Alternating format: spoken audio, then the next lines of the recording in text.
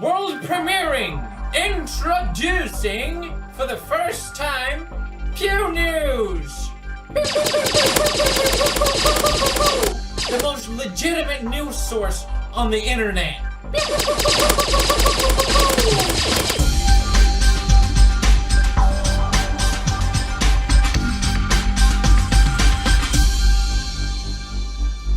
Pew News, the place where we talk about things that happen on the internet, topics that are of interest. News number 1: J.K. Rowling is under the fire lately. J.K. Rowling responds to gay Dumbledore controversy. J.K. Rowling, the wonderful author who didn't take a second before calling me out publicly for being a fascist. Thank you, J.K. Basically, what happened was that J.K. Rowling, the queen of afterthought, after writing 7 books, she thought it would be nice that if Dumbledore, without any hint in any of the 7 books, that Dumbledore, one of the main character, was a homosexual. A nice little afterthought, you know. Of course. And you know why? Because they're no different. That's why. That's how genius I am. Because they're no different from normal people. That's why I don't even have to write it in. I will, however, take all the glory for being so forward-thinking. You are welcome. So now that the new movies are coming out with Dumbledore's past, or his previous character as young, it was exposed that none of that will be shown.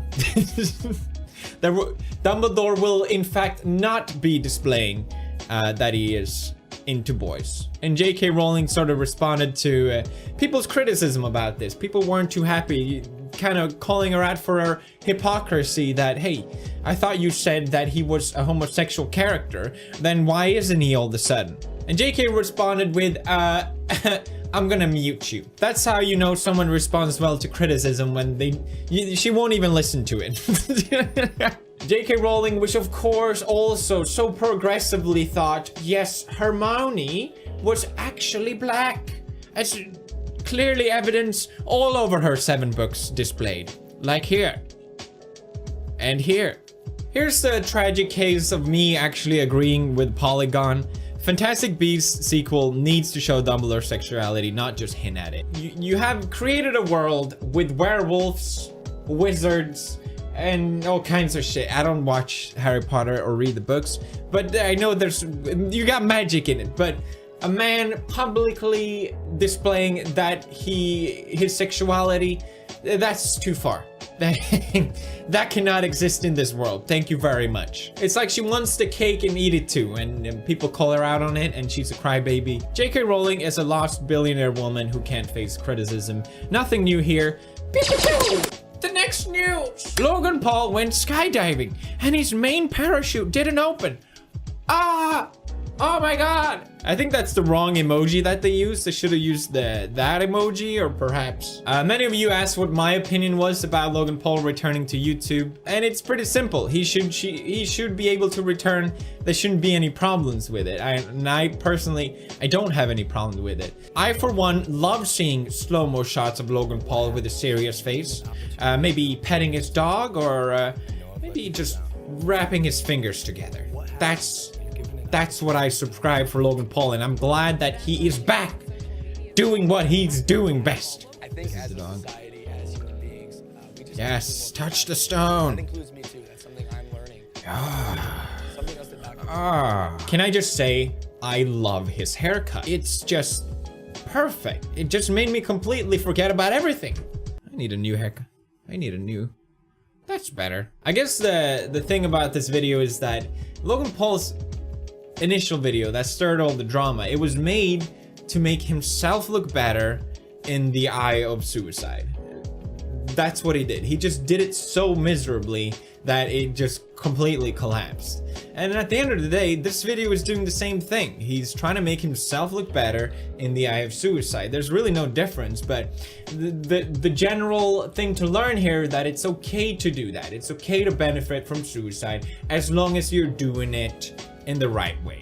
One important note that I got from the video was that he met up with this gent that survived from jumping off the Golden Gate Bridge, which is obviously it doesn't happen, and he was met with instant regret, and he uses that to speak out against suicide, and it's a great story, and it's great that he's getting featured. Basically, when I was doing my media storm, everyone told me to do this exact same thing. Everyone told me you need to meet with people, you need to travel around the world to interact and show people that you've learned. You need to appear on interviews.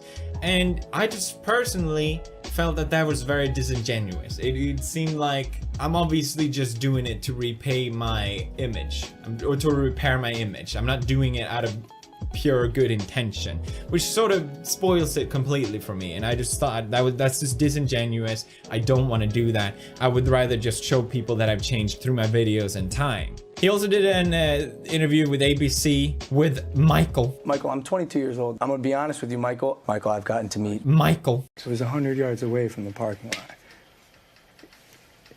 It doesn't make any sense. And I believe it happened for a reason. So apparently, because it was just 100 yards from the parking lot, and Logan Paul found a dead body, it happened for a reason. Logan Paul is on a divine path of redemption. This all happened for a reason. Who would have thought it would have happened? No one. For parents out there, because you're the father of 13-year-old twin girls, it's very hard to know everything that your kids watch. Yeah. And there are a lot of parents. Who are not gonna pay for your merch anymore.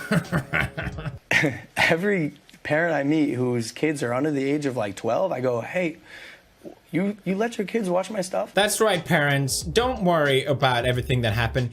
It wasn't Logan Paul's fault. It was your fault, okay? You should not have let your kids watch his videos. What are you, stupid parents? Come on, man.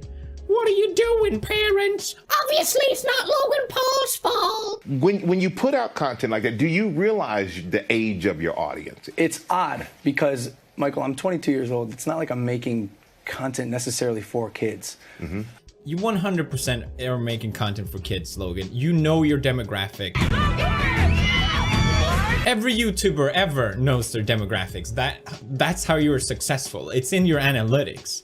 And it's also, you meet them. I know people say, well, only the young ones show up at events like this and stuff like that. But no, when I did my meetups, there were all the people there too. They were not just all kids. In fact, there were more young teens and or young adults than kids. You're lying. You're just lying. I try not to live my life thinking about money.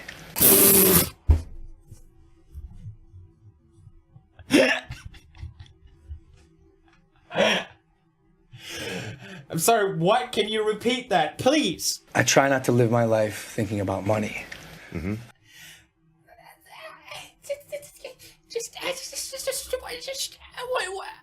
Your whole channel is built about money, Logan. It's the only thing that draws in these little kids to look up to you. Oh, look at all these flashy car you have, the mansion. Your whole brand is built around it, Logan. Are you kidding me? The 2017 year in review video, where do I begin? I guess I could start with this.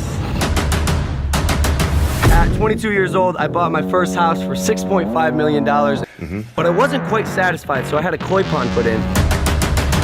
Mm-hmm. Painted the walls of the guest house. Mm-hmm. Bought a giant truck known as the Yeti. Mm-hmm. Bought a school bus, and then turned it into a cool bus. Mm-hmm. Installed a home theater system. Blah, blah, blah. More material objects. Guys, the point is I bought a lot of things, including this Rolex. Hey. Mm-hmm. I try not to live my life thinking about money. Like I said, Logan Paul should just keep making videos and be honest.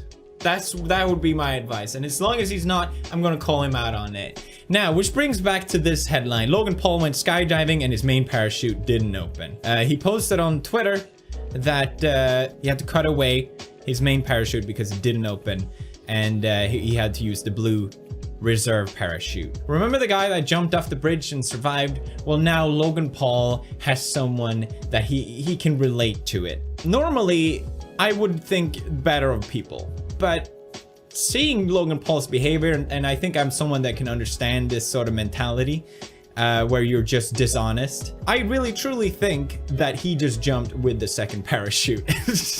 I would not accuse people of this shit just out of superstition, but seeing all these track record of dishonesty and doing literally anything to redeem your brand, I'm gonna call it out. It seems too perfect for me to see him talk to a guy that jumped off the bridge and survived, and then this is gonna be his first vlog, right? This is gonna be his comeback vlog. I haven't seen it, it hasn't come out yet, but I'm pretty sure this is gonna be his vlog. And now he gets a chance to feel like, yes, you know, I survived a jump.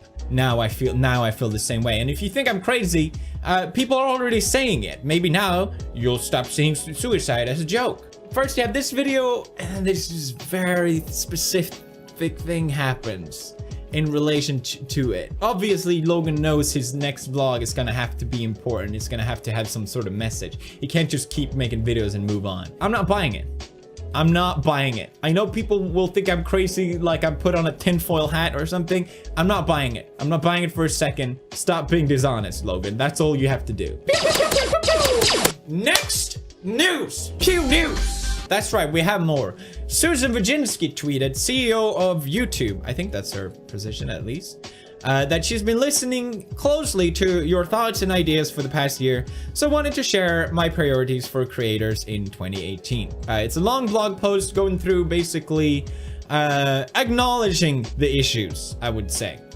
She sort of spices on some good bits here and there, like not everything is bad. Hey, they have super chat now, and in 2017, the number of creators making 6 figures grew by 40%, so it's not all bad. But she did recognize the demonetization in this message. She says, but even as our platform continues to do well around the world, too many of you unfortunately had to learn about it. New word in 2017, demonetization. It's nice to have it acknowledged at least. It would be nicer to see what is going to be done. I think a real good course of action would be to stop letting people have this guessing game with YouTube. You're gonna have to start filling people in on what is going on and why, for example, a video gets demonetized. Whenever my video gets demonetized, I have to play this guessing game of what caused it. What was it in this 10-minute video that wasn't allowed? Was it because I said Dorian at that point? Was that too much? You never know. It's so, I wish they just say, hey, this doesn't fit into our community guidelines. I can go, oh, okay, I'll cut that out, not a problem. And then I can move on with my day. And instead having to spend hours of re-uploading, spending so much time. And I think this is a problem with most creators. When a clip gets claimed by another company, they take all the revenue of the video. So let's say I used audio from someone that I didn't know was copyrighted or something like that. It's hard to tell, I know. It's stupid, you shouldn't do it, but sometimes it just happens. And they claim the video, they get all the revenue. And plus that, they don't even have to say why they claimed it or what is claimed. There's still so many issues with the system, and they're making it harder for creators to earn their revenue that they deserve. You have really creative people really making amazing stuff that don't get the revenue. Just to give an example, you have this really creative meme video that I re-uploaded because I wanted to react to it. It's a really great video, probably took a shit ton of edit to put in. And it's to display the memes of 2017. If I showed this bit in my video, the company that owns this video can claim my video and take all the revenue for this entire video just because I showed it. That's enough to justify the claim. There's so many issues, and I think that's what needs to be addressed. Stop letting YouTubers have this guessing issue. I do think they are going to make an effort, and I'm glad this is talked about from Susan direct. I hope that Susan makes more statement like this. I think it's great. And it gives some transparency and generally a direct reply to the community. Pew news. What are your thoughts on some of the stuff that we discussed here today? Let me know. Also, make sure that you check out the new merch. Now it comes in hoodie. That's right. Leave a like if you enjoyed, and as always, squad from hell. Every parent I meet whose kids are under the age of like 12, I go, hey, you let your kids watch my stuff?